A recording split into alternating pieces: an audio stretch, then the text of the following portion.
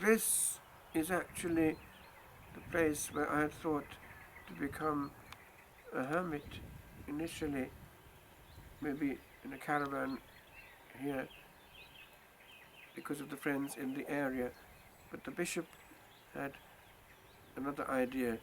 He had a place in Dulig for me, so I was advised to take it up.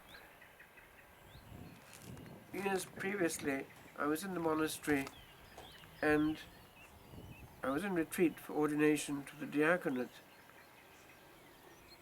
and I came across a recorded message on the telephone of the community.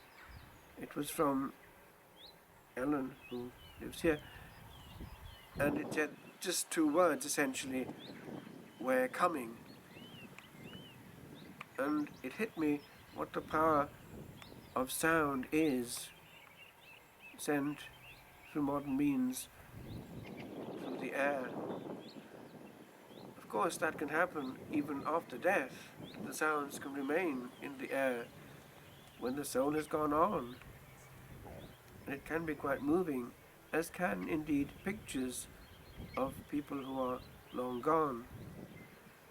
And I thought how powerful the power of the sound is. Our voice carries soul.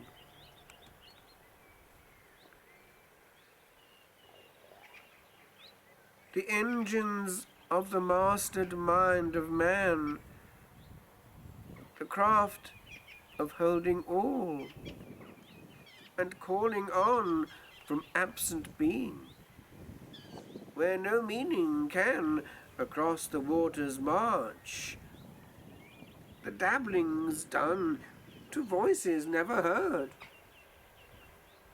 to sounds encased in boxes technic, and compressions pressed there where no limb may meet, or gazing chaste may mingle eye with eye in fondled rest. These are the pains of molecules that move upon a chordless lyre. Yet these are fire, ignited unbeknown to frigid groove and kilometric sound, all bound a wire.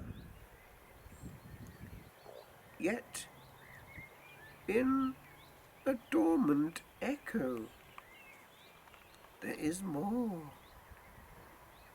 than oft a frequent frequency before.